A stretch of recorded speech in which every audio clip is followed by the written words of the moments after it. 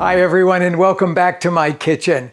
The recipe we're making is the chicken with roasted tomatillos and poblanos that you need to know by heart.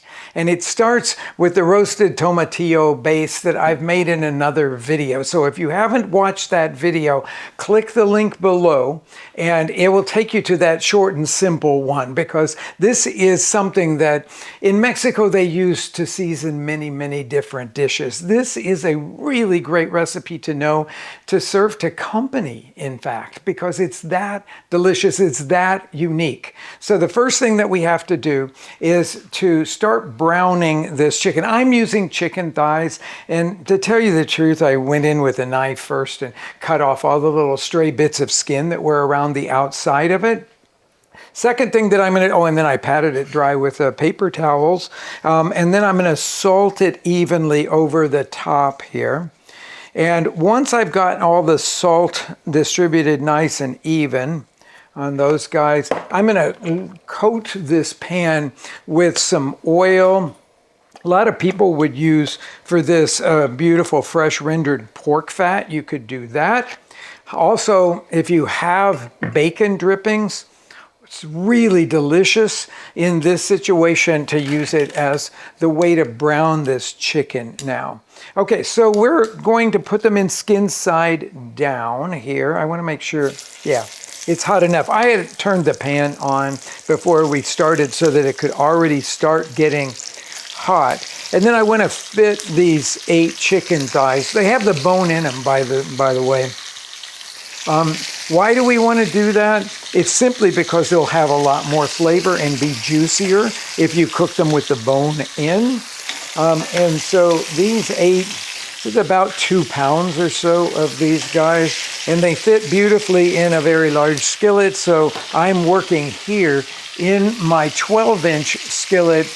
This one is made of cast iron, which I really love. It doesn't have to be, but cast iron will always be your friend when you are cooking something like this, simply because it will allow the heat to be completely evenly distributed and you won't have a lot of hot spots, so part of it doesn't get done before others. So this is going to be, I'm working over about a medium high heat here.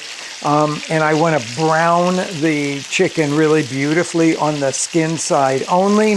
I didn't salt the other side of the chicken, but I'm going to do that now. Always be sure that when you're sprinkling salt, you're doing it from at least this high over the pan, because it allows the air to help you distribute the salt evenly over everything. And while that's working there, we're going to roast a couple of poblanos here. So I'm going to turn on fire to high here. If you don't have a gas that you're working on, you can do this high up underneath a preheated broiler. But I'm going to turn these guys over this fire until they're completely blackened and blistered on the outside. Then I'm going to let them cool down till I can handle them. And I'm going to pull all of the blackened skin off, then pull that whole seed pod out of them. Tear them open. I like to rinse them briefly underwater to get all of the stray bits of charred skin or some of the seeds that are still in there off. And then I'm going to cut them into small pieces. Okay, this has been about 10 minutes or so to brown these very nicely here. You can see that the skin has really crisped up and is really gorgeously golden. That's what we're really looking for here. So I'm taking them out of this pan and putting them on a rimmed baking sheet here. Rimmed baking sheet because I want to catch any juices that they have there. And now I'm going to turn the temperature down just a little bit here. And into this pan, I'm going to pour, this will make quite a bit of spattery noise here, but I'm going to put it in there. This roasted tomatillo base with the green chile, and it has garlic and onion in it. It's got a little tiny bit of salt, but not enough for the final dish. So we'll come back and season it in just a little bit. I want to cook this down for 4 or 5 minutes until it gets very concentrated. This is where you really bring the flavors together. But in this really quick cook down here, we will see it get to the consistency of about like tomato paste, that kind of consistency. You know, when I'm stirring through it now, it just runs right back together. You can sort of see the base of the pan, but not very much. When it's ready, I'll be easily able to put my spatula through it and see the bottom of the pan. Okay, while this is cooking down, let's talk about the potatoes. Now, the potatoes I've chosen here are the ones that are super popular, especially in central and southern Mexico, the little red skin boiling potatoes. They call them papas cambray. Cambray referring to anything that's like very special, usually something small and delicate. And so I'm gonna, if they're bigger than like 3/4 of an inch or so, and these are about an inch and something, I cut them in half. If they're small, then leave them whole.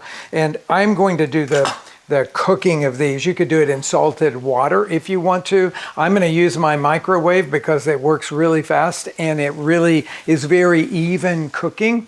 One more thing here.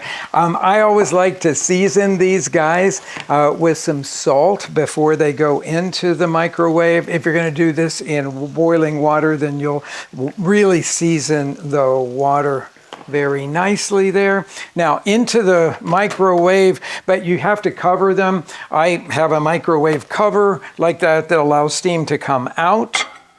But if you don't have that, then cover them with plastic wrap and put a few holes in it. I am going to do this for 4 minutes here. And at that end of that, we'll check them. They should be tender by that moment. Okay, now let's come back over here and look at this sauce. It really is like the consistency of coarse tomato paste. You can see the bottom of the skillet very easily here. Now this is the moment at which we will put the broth in here. So I have a cup of broth that will go in.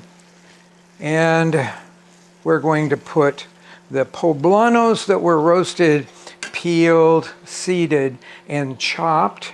And this is going to give a really beautiful flavor to this roasted tomatillo salsa. Now, poblanos are not very spicy. And so it's going to give more of a red chili, of a green chili flavor, not so much of the heat. And now for herbs, I'm just going to stay very classic, the way that they would in central Mexico, which is going to be with epazote, always goes with the tomatillo salsa. So I'm going to take a whole branch of this. It's kind of a slightly small one, so I'm going to put a couple of these in here. And typical style in Mexico is to put the branches of epazote directly in the sauce so that they give flavor, and then we could take them out before we serve here. I am going to, at this point, give this a taste and then season it with some more salt, because I know we have a little bit of salt in that base, but it's going to need more than what we have in there. And so I'm going to add like a generous teaspoon and then go back and taste it again and see if we're in the right spot flavor-wise here. So, oh, that was, yeah, it's really nice. That savoriness comes out. That's what I'm looking for, not just the tanginess of the tomatillos, but the savoriness now.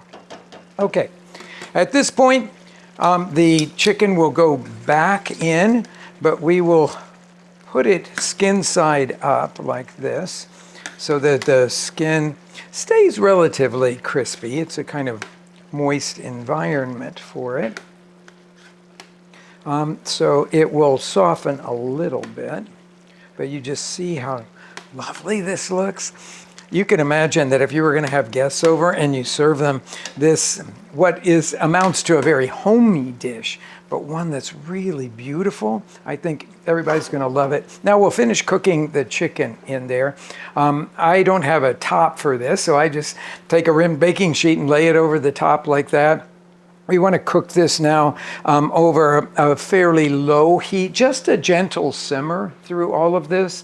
After it's cooked for a few minutes, I will put the potatoes in there so that they warm in the sauce as well. This will take another 10, 15 minutes, something like that, to finish cooking. If you have an instant read thermometer, you're going to want to see it get to about 160 degrees. Okay. I am going to check this chicken to make sure that it's in good shape here. If you don't have a thermometer, you can also check it just by checking to see if, in fact, that right at the bone, it's very tender. So that's easy to do that there. And I am going to put a couple of these beautiful chicken thighs. I mean, this dish just looks stunning. You could literally carry this to the table, put down a pad, and serve your guests right out of this pan because it's so beautiful. The potatoes were nestled down in there. We've got some of this epazote that's sort of come off into the sauce, and that's all okay there. And make sure to spoon on plenty of this sauce that is now infused with the flavor of the chicken and epazote and all of that. Okay, so I do this just because I like it. I'm a real fan of the flavor of cilantro. So I'm going to pick off a bunch of cilantro leaves here and small sprigs and just lay them over the top because I think it adds a very nice freshness to this. And what you have here, to me, is just one of the most soul-satisfying dishes in Mexico, but it's also one of the most special.